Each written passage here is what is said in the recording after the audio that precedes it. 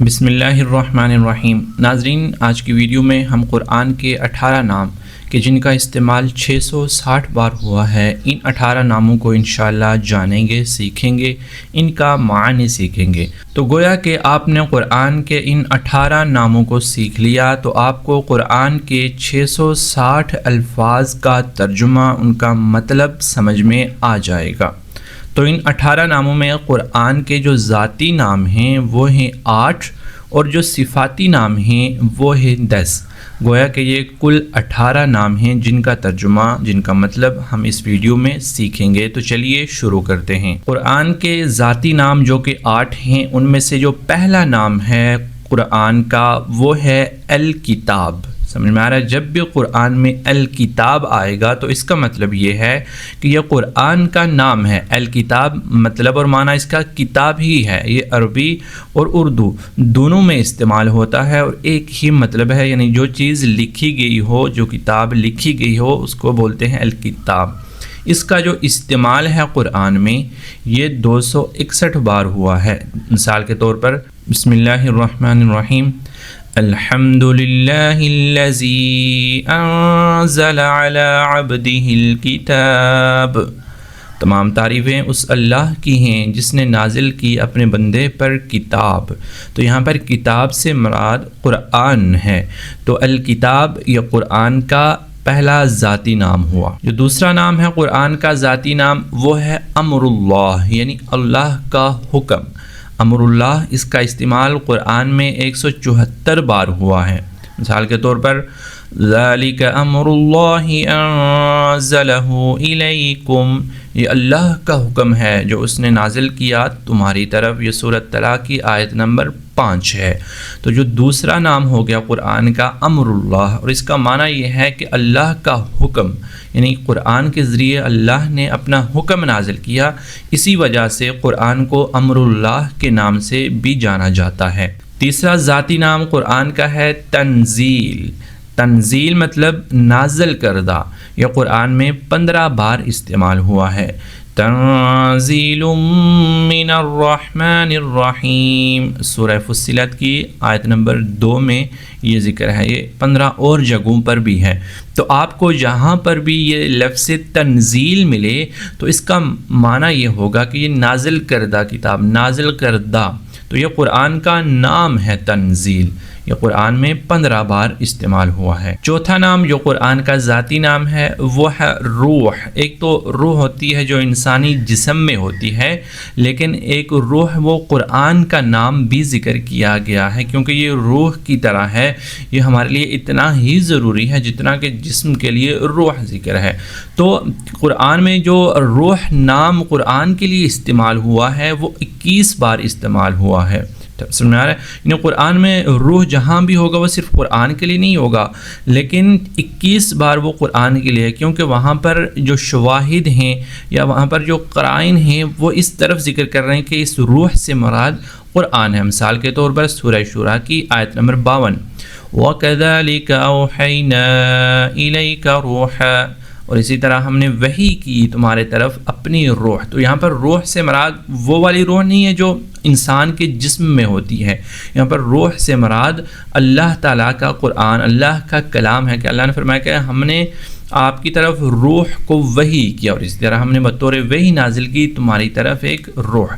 تو روح بھی قرآن کا ذاتی نام ہے۔ قرآن کا 5واں ذاتی نام وہ لفظ قرآن ہی ہے جو کہ زیادہ تر استعمال ہوتا ہے، اور اس قرآن کے نام کے بارے میں ہماری تفصیلی ایک ویڈیو موجود ہے کہ اس کا لفظی معنی ہے پڑھنا یا وہ کتاب جو بہت زیادہ پڑھی گئی ہو۔ تو قرآن مطلب وہ کتاب جو بہت زیادہ پڑھی جا رہی ہو، اور یہ 70 بار استعمال ہوا ہے قرآن کا یہ نام۔ شہر رمضان الذی انزل فیہ القرآن، رمضان کا مہینہ وہ مہینہ ہے کہ جس میں نازل کیا گیا ہے قرآن۔ تو قرآن کا 5واں ذاتی نام کیا ہو گیا؟ لفظ قرآن ہی ہے۔ قرآن کا 6ٹھا ذاتی نام ہے قول۔ قول تو ویسے کہتے ہیں کسی بات کو، لیکن قرآن میں کئی مرتبہ قول سے مراد اللہ تعالیٰ کا کلام، یعنی اللہ کی بات، چونکہ قرآن اللہ کی بات ہی ہے، اللہ کا کلام بھی ہے، اس لیے بعض جگہوں پر قول یہ قرآن کے نام سے ہی موسوم کیا گیا ہے۔ یہ تقریباً 93 بار قرآن میں یہ قول قرآن کے لیے استعمال ہے۔ مثال کے طور پر سورۃ القصص کی آیت نمبر 51 ہے وَلَقَدْ وَصَّلْنَا لَهُمُ الْقَوْلَ، اور واقعہ یہ ہے کہ ہم مسلسل بیچتے رہے ان کے فائدے کے لیے نصیحت کی بات، ٹھیک ہے۔ تو یہ بات قول ایک تو ویسے ہوتی ہے، لیکن ایک نصیحت کی اور جو انسان کو فائدہ دے وہ قرآن ہے۔ قرآن کا 7واں ذاتی نام ہے کلام اللہ، اور اس میں کوئی شک نہیں کہ قرآن اللہ کا کلام ہے۔ یہ 3 بار استعمال ہوا ہے قرآن کے لیے۔ فَأَجِرْهُ حَتَّى يَسْمَعَ كَلَامَ اللَّهِ، تو اس کو پناہ دو یہاں تک کہ وہ سن لے اللہ کا کلام۔ یہ سورہ توبہ کی آیت نمبر 6 میں جس طرح کہ یہاں پر کلام اللہ سے مراد اللہ کا کلام ہے، یعنی قرآن۔ قرآن کا 8واں ذاتی نام ہے وحی، یعنی وحی جو نازل کی گئی ہے۔ تو یہ 6 بار قرآن کے لیے استعمال ہوا ہے لفظ وحی کا۔ قُلْ إِنَّمَا أُنذِرُكُمْ بِالْوَحْيِ، آپ کہہ دیجئے نبی ان سے کہ انما انذرکم، کہ میں بے شک تمہیں ڈراتا ہوں وحی سے، یعنی قرآن سے۔ قرآن کے 8 ذاتی نام آپ نے جان لیے۔ اب قرآن کے صفاتی نام، یعنی جو کسی صفت کی وجہ سے قرآن کو نام دیا گیا ہے، قرآن میں وہ صفت موجود ہے، اس وجہ سے قرآن کو اس نام سے پکارا جاتا ہے، تو یہ ہوتا ہے صفاتی نام۔ تو یہ قرآن کی تقریباً 10 ذکر ہوئے ہیں جن کا استعمال بہت زیادہ ہوا ہے اور بار بار ہوا ہے۔ جو پہلا نام ہے وہ ہے حق، حق یعنی سچا، حق۔ تو یہ قرآن میں حق قرآن کے لیے 247 بار استعمال ہوا ہے۔ اسی طرح دوسرا جو صفاتی نام وہ حکیم، یعنی حکمت سے بھرا ہوا، اس میں تو کوئی شک نہیں قرآن حکمت سے بھرا ہوا ہے۔ تو یہ قرآن کا یہ جو نام ہے حکیم، یہ 97 بار استعمال ہوا ہے۔ اسی طرح قرآن کا تیسرا صفاتی نام وہ ہے صدق، یعنی سچی بات، اس میں بھی کوئی شک نہیں کہ قرآن سچا ہے۔ یہ قرآن میں یہ نام قرآن کے لیے 14 بار ہے۔ قرآن کا چوتھا صفاتی نام ہے عجب، عجیب، یعنی چونکہ قرآن بھی عجیب ہے، اس سے پہلے عربوں نے بھی ایسا کلام نہیں سنا تھا، اس وجہ سے قرآن کو عجب یہ 5 بار استعمال ہوا ہے۔ وَقَالُوا إِنَّا سَمِعْنَا قُرْآنًا عَجَبًا، تو وہ جنات نے کہا اپنے ساتھیوں سے کہ بے شک ہم نے سنا ہے ایک عجیب قرآن، ایک عجیب کلام۔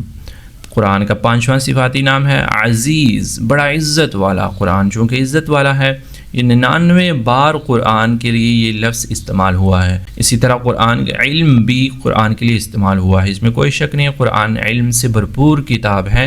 تو یہ قرآن کے لیے 105 بار استعمال ہوا ہے۔ قرآن کے صفاتی ناموں میں سے جو 7واں نام ہے وہ ہے علیش۔ علیش کا مطلب ہوتا ہے اونچے درجے والا، اور یہ قرآن کے لیے 11 بار استعمال ہوا ہے۔ 8واں صفاتی نام ہے کریم۔